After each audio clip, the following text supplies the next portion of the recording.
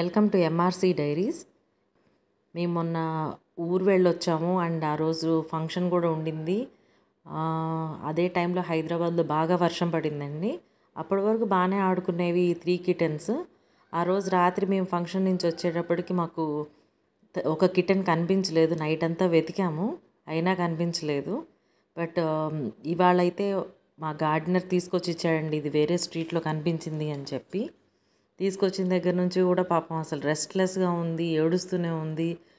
I think 2-3 రోజుల నుంచి food అయితే తిన్నట్లేదు. పెట్టినప్పుడు చాలా ఆత్రంగా తినింది, బట్ అది మేము షూట్ చేయలేకపోయాము. సర్ప్రైజ్గా వచ్చింది కాబట్టి మేము ప్రిపేర్డ్గా లేమన్నమాట. బట్ ఆ తర్వాత కూడా బ్యాడ్ థింగ్ ఏంటంటే తల్లి కూడా రిజెక్ట్ చేస్తుంది, సిబ్లింగ్స్ రిజెక్ట్ చేసినాయి, అసలు యాక్సెప్టే చేయట్లేదు. దగ్గరికి వెళ్ళినా కానీ కరవడం లేకపోతే ఇసుక్కోవడం చేస్తున్నా, ఇదేమో కంటిన్యూస్గా ఏడుస్తూనే ఉంది.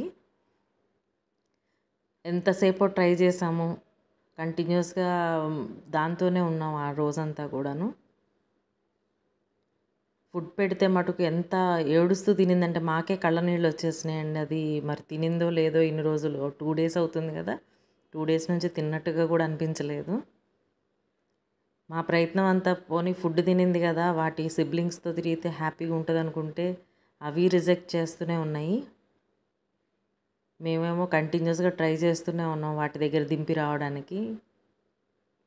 ఇది కూడా పాపం వెళ్ళిందండి, వెళ్తే కూడా అవి యాక్సెప్ట్ చేయలేదు. ఈ అంత ప్రాసెస్లో మాకు పెద్ద పని అయిపోయిందండి దాన్ని సేఫ్ గార్డ్ చేయటం.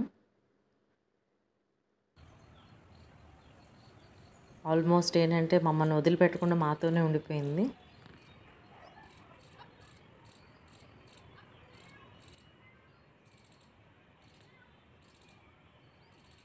కానీ ఇది చాలా బాధ అనిపించిందండి పాపం. దానికి ఇంకొకటి తెలియదు, ఫ్యామిలీ రిజెక్ట్ చేసింది. ఇది ఏమంటారంటే ఎవరైనా మనలాగా పెట్టంటే ఇంట్రెస్ట్ ఉన్న వాళ్ళు టేక్ కేర్ చేస్తే తప్ప పాపం ఇట్లాంటివి ఏమైపోతాయా అనిపించింది. ఫుడ్ తిను. ఇంకా మేము ఎట్లా వెళ్తుంటే అట్లానే రావడం, కంటిన్యూస్గా ఏడవడం అండి. మీకు మధ్యలో వీడియోలో ఎక్కడైనా ట్రై చేస్తాను దాని వాయిస్ వినిపించడానికి. ఇంకా కంటిన్యూస్గా ఏడుస్తూనే ఉంది. ఎంతవరకు ఏడ్చిందంటే మాకు అసలు ఒకవేళ ఏమైనా హెల్త్ ఇష్యూ కూడా ఏమైనా ఉందా అన్న భయం వేసింది.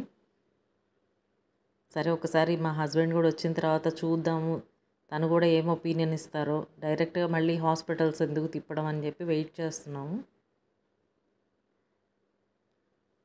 కొంచెం ఫుడ్ తిన్న తర్వాత అంటే ఒక టైప్ ఆఫ్ ఇంప్రూవ్మెంట్ అయితే చూస్తున్నామండి. ఫుడ్ తిన్న తర్వాత కొంచెం కంట్రోల్ అయినట్టు అనిపించింది. సో అలా చెక్ చేస్తూనే ఉన్నాం, కంటిన్యూస్గా మానిటర్ చేస్తూనే ఉన్నాం దాన్ని. ఓన్లీ థింగ్ ఏంటంటే మమ్మల్ని బయట అలా నుంచోబెట్టేసింది. నుంచోబెడితే పర్వాలేదు, అసలు కంటిన్యూస్ ఏడవడం. కానీ పాపం అది బాగా షాక్లో ఉన్నట్టు అనిపించింది. ఎదరకాళ్ళు వచ్చేసింది. అదే ఆల్మోస్ట్ 2-3 అవర్స్ ఇక దాంతోనే ఉన్నామండి, దాని బాధ చూడలేక. ఇంట్లోకి తీసుకొచ్చి పడుకోబెడుతున్నా పడుకోవట్లేదు, బయటికి తిప్పుతున్నా అసలే దాని ప్రాబ్లం ఏంటో కూడా అర్థం కాలేదు మాకు. కొంచెంసేపటికి అర్థమైంది ఏంటంటే దానికి 2 డేస్ నుంచి స్లీప్ కూడా లేదనిపించింది. మేము అనుకుంది ఏంటంటే ఫుడ్ తిన్న వెంటనే కొంచెంసేపు అన్నా నిద్రపోతే దాని మైండ్ బాడీ కంట్రోల్లోకి వస్తుందేమో అని మేము ఎంత నిద్రపుచ్చడానికో ట్రై చేసాము. అది పాపం కంట్రోల్ అవ్వలేదు.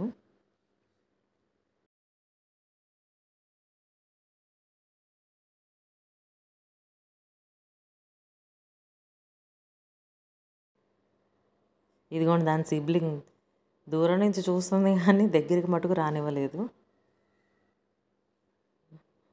పాత జ్ఞాపకాలన్నీ తీసుకొద్దాం అన్నట్టు దానికి ఎప్పుడు తిరిగే ప్లేసెస్ అన్నీ తిప్పుతున్నా కానీ ఈ కొత్త కిటెన్ అయితే అస్సలు కంట్రోల్ కాలేదు. ఫైనల్గా దానంతట అది వెళ్ళి వాటర్ తాగిందండి, కొంచెం ఎక్కువసేపే తాగింది.